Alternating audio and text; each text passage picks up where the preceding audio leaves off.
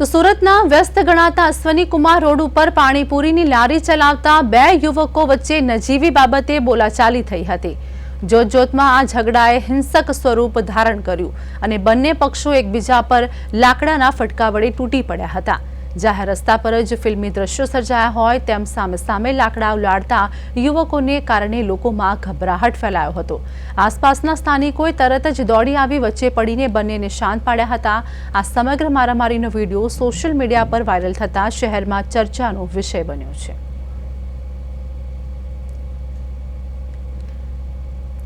તો અશ્વની કુમાર રોડ ઉપર ધોળા દિવસે મારામારીની ઘટના સામે આવી છે। પાણીપુરી વાળાઓ વચ્ચે નજીવી બાબતે બોલાચાલી થઈ હતી।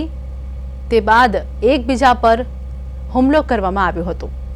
રસ્તા વચ્ચે લાકડાના ફટકા વડે એકબીજા પર પાણીપુરી લારીવાળાઓ હુમલો કરતા હોય તેવા દ્રશ્યો વિડીયોમાં એક વ્યક્તિ દ્વારા કેદ કરવામાં આવ્યા હતા।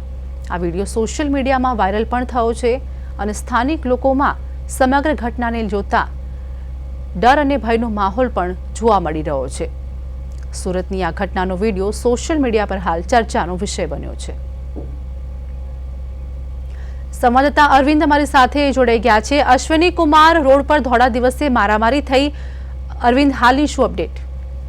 બિલકુલ આરતી, સુરત શહેરમાં જે રીતે અસામાજિક તત્વો અને માથાભારે લોકોને સુરત પોલીસનો ત્રાસ ન હોય તેવા દ્રશ્યો વારંવાર આવી રહ્યા છે, ત્યારે વધુ એકવાર જે આ દ્રશ્યો છે તે અશ્વની કુમારના છે અને તેમાં જોઈ શકાય છે તે મુજબ કે જે રીતે લાકડીઓનો વરસાદ વરસતો હોય તેવા દ્રશ્યો છે। એટલે લાકડીના ફટકા વડે મારામારીની ઘટના છે તે સામે આવી છે અને જે રીતે અશ્વની કુમારમાં પાણીપુરીની લારી ચલાવતા જે યુવકો વચ્ચે બોલાચાલી બાદ જે રીતની મારામારી જે છે તે ઉગ્ર બની હતી અને લાકડી વડે જે રીતે માર મારતા દ્રશ્યો પણ છે તે વિડીયોમાં કેદ થયા છે। એટલે બંને યુવકો સામસામે આવી ગયા હતા અને એકબીજાને લાકડીના જે ફટકા મારીને મારામારી કરતા જોવા મળ્યા હતા। ત્યારે આ વિસ્તારમાં જે રીતે મારામારીના દ્રશ્યો જોતા અફડાતફડી જેવો માહોલ પણ સર્જાયો હતો અને આસપાસના લોકો ભેગા થઈ ગયા હતા અને વચ્ચે પડીને મામલો થાળે પાડવાનો પ્રયાસ કર્યો હતો। પરંતુ જે રીતે વિડીયો વાયરલ થયો છે કે જે રીતે લાકડાની બે રેમેથી ફટકા મારીને મારામારીનો વિડીયો હાલ સોશિયલ મીડિયામાં વાયરલ થયો છે। જી આરતી। જી આભાર અરવિંદ, અમારી સાથે જોડાવા બદલ, સમગ્ર માહિતી આપવા બદલ।